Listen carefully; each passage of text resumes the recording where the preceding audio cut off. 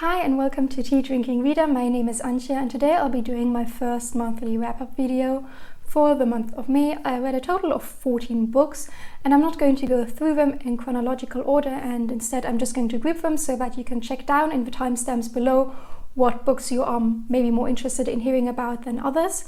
I'm going to start off with the Dance of Thieves duology by Mary E. Pearson. The first book is my only 5-star read this month, and it is also a reread. And this duology is set in the same world as The Remnant Chronicles, which is one of my absolute favorite trilogies. And in Dance of Thieves, we are following a group of female elite soldiers that go and infiltrate a foreign kingdom to find a war criminal that's been hiding there. And what I love about these books so much, about the first one in particular, is just Mary E. Pearson's writing style. I think she's a great author. She manages to convey so much with so few words, or with such a simple sentence structure. And I think that's something quite unique to fantasy, where I find that writing is sometimes a bit more complex and very wordy, and she just manages to do it a lot more easy. I also liked the dual perspective in these books. I think she gives each of her characters a unique voice, which is so important for dual perspective and for it to work in a good way.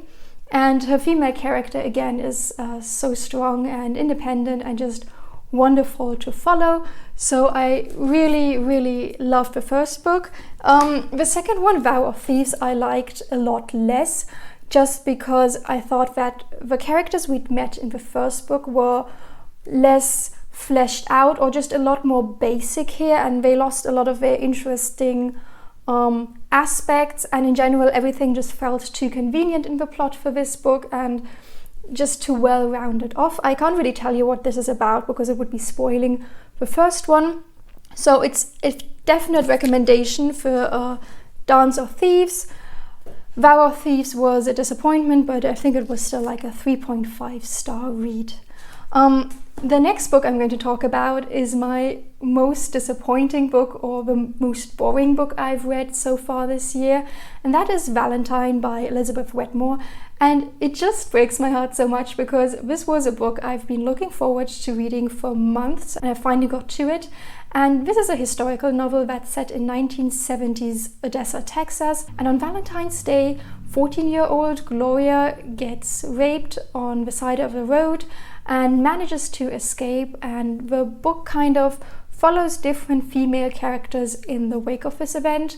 And it sounded really interesting. And the first chapter was so gruesome to read, and it was atmospheric, it was scary, just following Gloria as she's trying to get away from her rapist. And the atmosphere was just on point in that chapter, but after that it just went downhill. Nothing happened. I didn't care about female characters we were introduced to. It was very wordy, no plot, no character development in any major way, so I was just thinking about quitting it after every single chapter, but I just couldn't DNF it because it was a book I'd been looking forward to for so long. The first romance I want to talk about is Slammed by Colleen Hoover, and this is a teacher-student romance. We follow our 18-year-old protagonist Laken, who moves to a new town and goes on a date or 2 dates with her neighbor Will, who's 21, and everything seems to be perfect until the two of them meet on the first day of school, and Laken and Will figure out that they are in a teacher-student relationship, and kind of everything goes from there. And this book made me so happy. It was cute, it was wholesome, and it was very PG, so we have no sex scenes whatsoever, which just gave me these cuddly, warm feelings, especially when I will start talking about the other romance books I read this month that were very spicy. And also I've read 3 books by Colleen Hoover so far, and all of them had like explicit scenes, so I was very positively surprised by Slam, and just by how family friendly it was. And yeah, it was such a nice quick read. I think I read it in one sitting. It's less than 300 pages and there's nothing taboo going on over here. And I just like the feelings it gave to me, and it's a book I can definitely recommend. So if we're now getting into the romances that were a bit more spicy, I think I'm going to go from least taboo or sexually explicit to most, so this is just going to be on an upward scale.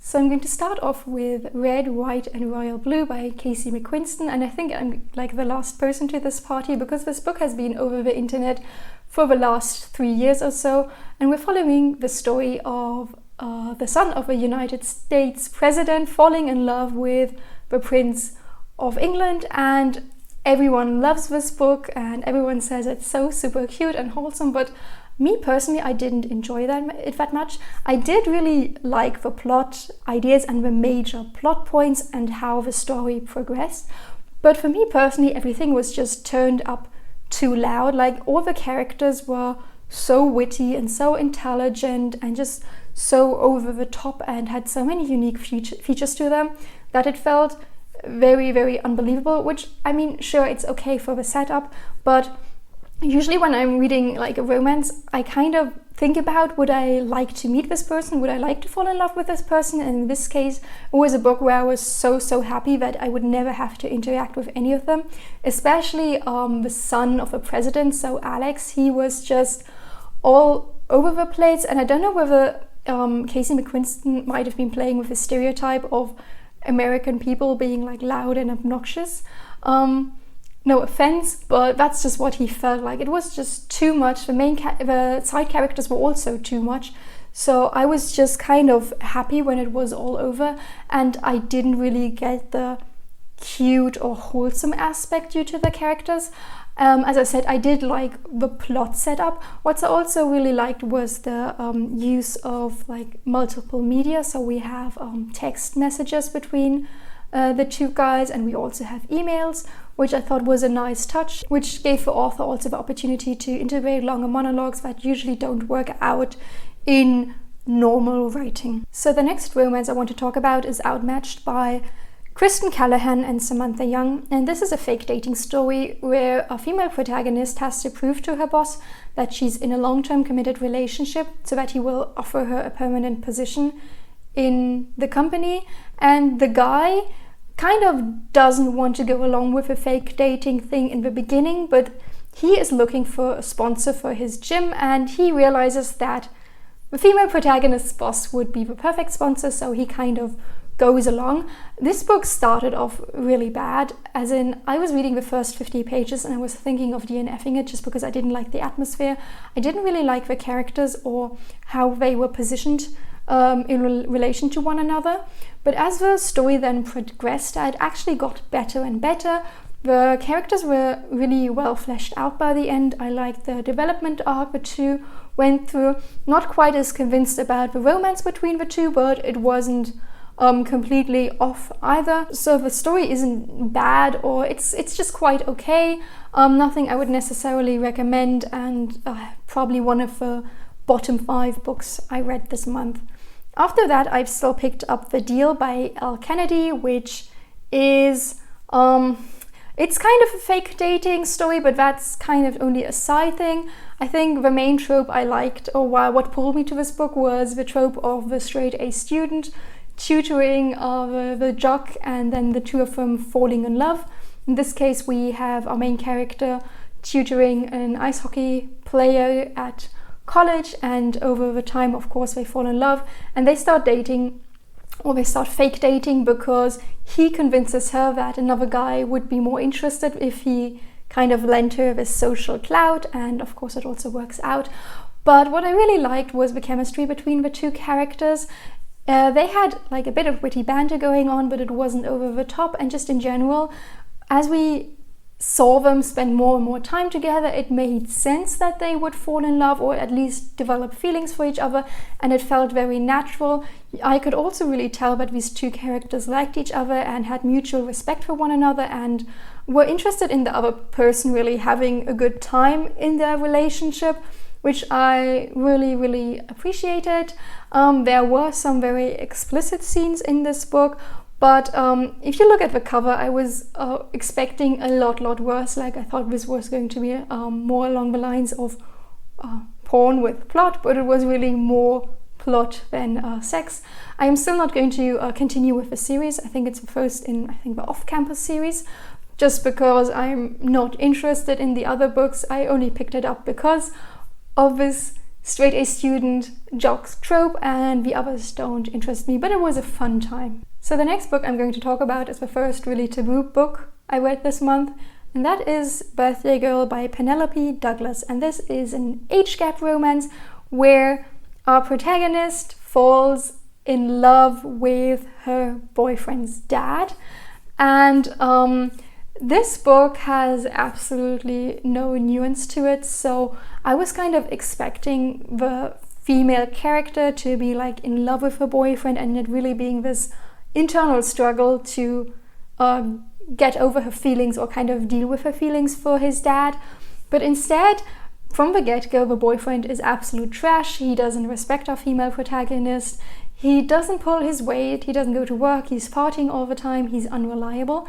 And in contrast, then the dad's character is absolutely wonderful, reliable, mature. He really makes sure that a female character is well taken care of. So it's just this black and white picture where as a reader you are kind of bludgeoned into wanting the female character to end up with the dad or the boyfriend, and kind of forget about how he is really possessive and kind of kind of toxic even, I would say.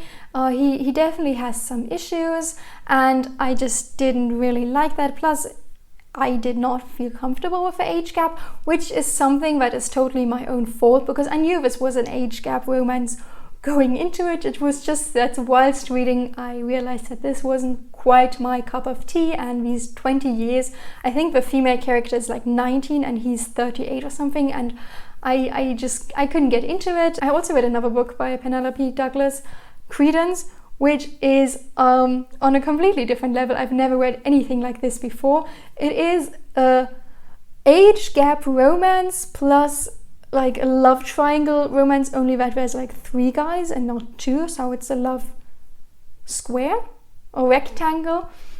And in this case we have our main character Tiernan, whose parents commit suicide together shortly before her 18th birthday, and she has to move to her step-uncle's place, so no blood relation there, that's very important, out in the Colorado mountains, where her step-uncle lives together with his 2 sons, and up to this point she's never met any of them, and they live so far out in the mountains that in the winter months they get snowed in for like I think 3 or 4 months at a stretch. And yeah, stuff happens. So this book was very problematic. Before I get into that though, I just want to say what I liked about this book, and that was, for one, the setting, the atmosphere. I really liked the description of the nature and of the house, and just the sense of nature that was going on in Credence, and it felt very atmospheric and kind of the type of book you would want to read when it's raining outside, when it's cold outside, just to, I don't know, I just really liked the setting. And I also like Tiernan's character. She seems a bit bland in the beginning and boring, but as the novel progresses you understand why her character was set up like that in the beginning, and she has a really good development arc, and it was just fun to follow that. When we're talking about the problems with Credence, the first thing that comes to mind is the non-consensual sex scenes and the way they are kind of brushed off, with Tiernan saying, oh yeah, well, I said no, but my body was saying yes, and my body was right, and he knew what I really wanted even though I didn't. And it's just really, really weird, and I do not like scenes like that. And on top of that, she turns 18 while she is at this cabin, and there's like no penis in vagina sex before that point, but there is stuff going on before that between these older men and the 17-year-old girl that were not cool. And of course, like, she didn't magically become an adult on her 18th birthday, but at least it would have been legal. In general, Tiernan's character is set up in such a way that the reader knows that she's not emotionally capable of consenting really at any point in the story. So that's just a bit uncomfortable. But despite all these flaws, for some reason I did enjoy this book somehow. Though I also have to mention that before starting Credence, I just DNF'd Den of Vipers, which was the most hardcore, disturbing thing I've ever read. I don't even want to talk about it, so my perception of what was good or acceptable might have been a bit skewed when I went into Credence, and I might not have liked it or maybe really hated it had I read it at a different point in my life, as in hadn't read Den of Vipers before that. So the last block of books I want to talk about are books that I could only find in German, not in English. They might be translated somewhere, but if so, I haven't found them. The first book I read was Maybe Not Tonight by Alicia Z, and here we're following a German exchange student who moves to Canada, and he falls in love with his next door neighbor, and we have this romance that is restricted due to time issues, and it is quite cute. I don't know whether I would say it's new adult or young adult. It was fine-ish. My main problem was the representation of the bi character that a German guy falls in love with just because he's introduced. Like, the first thing you find out about him is that he's kind of, well, I mean, he's referred to as a slut, so I thought that was kind of problematic, jumping right into that stereotype. In general, it was okay, not something I would necessarily recommend, but I still think I might pick up further books by this author. The next book I read was Everything We Had by Jennifer Bright, and this is the cliched setup of two characters who have to share a store even though they hate each other, and the two of them then have this bet going on that whoever makes the most money in the next 12 months is allowed to keep the store, and the other person has to terminate their lease and go. So this is a setup that whenever someone talks about how to structure a romance novel and that you need some external conflict, they always use this setup as an example, which is fine. I don't think you have to kind of think of something completely new when it comes to romance. We are all just used to reading the same tropes again and again, but if you're going to use the most basic setup of all time, you really have to add something brilliant to it, either by having a really good writing style or having something that just makes it stand out from all the other books. And this is something Everything We Had really lacked. You could tell that this was a debut novel just because the writing wasn't that well done. There were lots of cliches and the sentence structure didn't vary a lot. On top of that, I really didn't care for the characters, who were really bland. The thought process were very similar to those when you read love stories or romance books that are geared towards 12 or 13-year-olds, so it wasn't that mature, even though there was mature content in this book, and I just didn't vibe with this at all. The next book I want to talk about is New Chances by Lily Lucas, and here our female protagonist hooks up with a guy, and the next day she starts her new nannying job, or live-in nannying job, and finds out that this guy is the father of the girl she's going to look after for the next couple of weeks or months. And I really liked the setup. I liked the male character and kind of his issues, and I could totally understand why he was not interested in pursuing a relationship with his nanny or with the woman he was employing as a nanny, and I just thought they also had an okayish dynamic. The only thing is, this is the fifth book in the, I think, New Something series, no, Green Valley Love series by Lily Lucas. This is the fifth book, exactly. And I only read the first two. And in all the books, I've had the issue that the female main characters are extremely immature.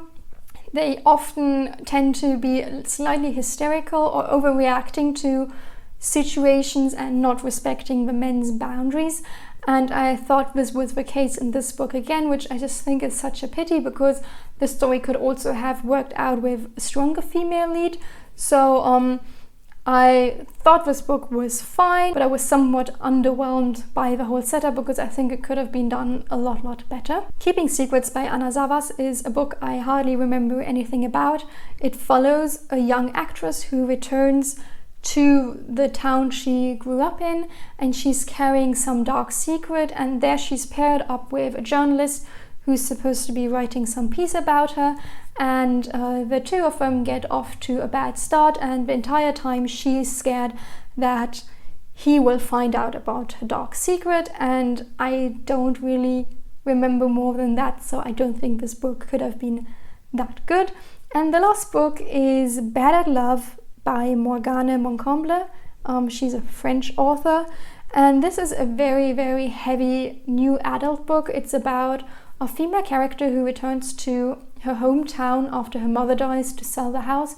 And a couple of years before that, she was kind of chased out of town due to people's negative perception of her, and she had a really, really rough childhood and teenage years. So mobbing is a huge part of this book, and just the psychological impact of mobbing. And there are still a lot of other very heavy subjects that are being covered, but what I really liked about it was that the author decided to put like a preface into the book listing all the trigger warnings, even though she said that it would spoil parts of a plot. But I think that was such a good choice to make. If a book is really good, it won't suffer if the reader already knows some aspects, especially when it comes to trigger warnings. I don't think they should be used as jump scares anyway. So yeah, there was just a lot going on. I thought it was quite an interesting read, but at the same time I also thought that there was too much going on in this book. So the author touches on like a wide variety of subjects and difficult subjects, but due to it being such a wide pool, she is only able to really delve into 2 subjects and kind of brushes the others to the side, which I thought was a bit of a pity, especially as I didn't understand why she would have mentioned them at all if she wasn't going to build up on them. But even with the heavy subject matter, I don't think this book is really that memorable. There was just something lacking in the characters or the characters' chemistry. So I think if you would ask me about this book in 2 to 3 months' time, I would be able to tell you what the trigger warnings were, but I wouldn't be able to tell you anything about the larger or the main plot, the love story, so to say, at all, which is a bit of a pity, but I just think it's because the book was overloaded. So yeah, that was my wrap up for the month of May. I've never read that many books in one month before, though I have to say it was also not a great reading month when I'm thinking about the quality of a book. So I hope next month I'll read less but more high quality books. I want to thank you so much for watching this video, and please like it, subscribe to my channel, and hopefully I'll see you again soon. Bye.